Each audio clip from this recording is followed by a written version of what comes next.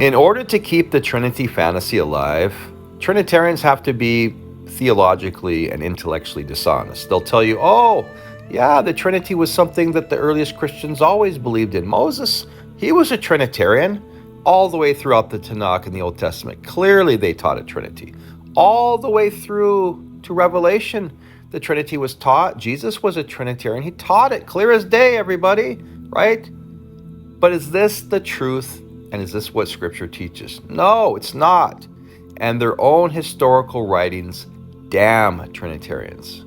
We can see Tertullian here, who by today's standards would not even be a Trinitarian. He would be anathematized from the church because he didn't believe as they believe today. But we'll get to that later.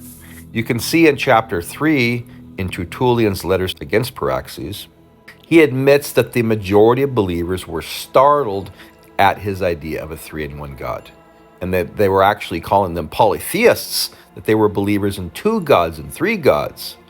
You can see here where he says, "The simple indeed, I will not call them unwise and unlearned, who always constitute the majority of believers, are startled at the dispensation of the three-in-one, on the ground that their very rule of faith withdraws them from the world's plurality of gods to the one only true God, not understanding that, although he is the one only God, he must yet be believed with his own economia."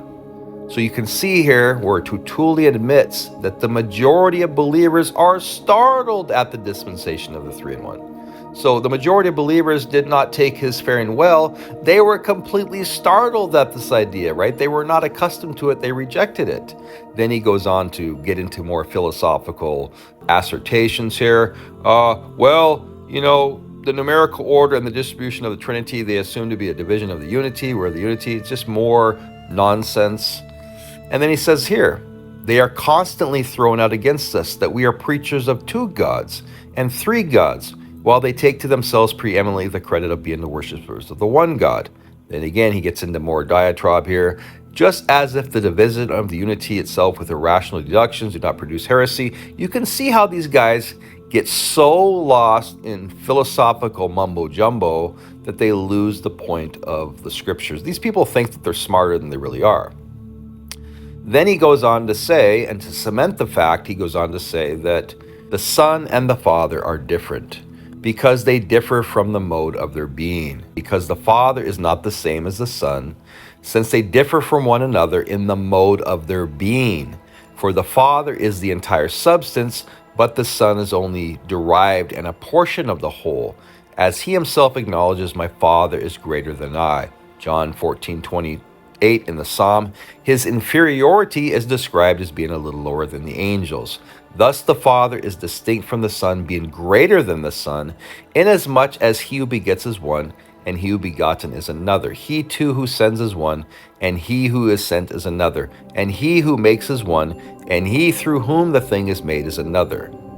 So we can see here it says, the Father is the entire substance, but the Son is a derivation and portion of the whole. As he himself says, "My Father is greater than I." And they differ from the mode of their being. They are not the same. So even by today's standards, Tertullian, who later became a Montanist and joined a new sect out of North Africa, he completely abandoned this Trinitarian doctrine and this belief in the Orthodox Church and found a new sect. He created this. So these are the liars and the deceivers that Trinitarians follow, the very people that find this doctrine, that found this doctrine, that coined this doctrine, denounced it later and left it, and they didn't even believe the same way that Trinitarians believe today. So not only do Trinitarians avoid my questions and they run from them, they're not able to answer a single one of them, their own history damns them and proves that the earliest Christians were not Trinitarian. That is why the Trinitarians had to force people into complacency under the threat of persecution, murder, and death. And that's why Trinitarians murdered people, burned people alive, and persecuted them in order to push this false doctrine among Christians.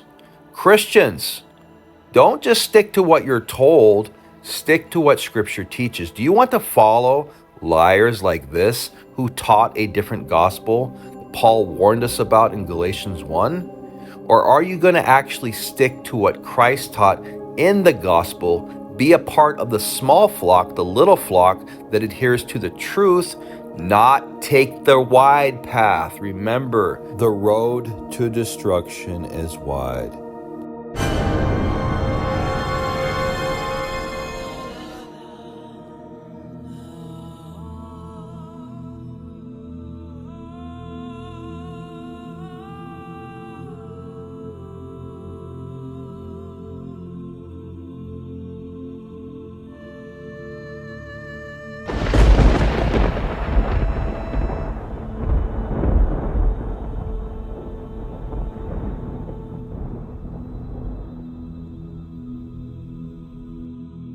Common sense Christianity.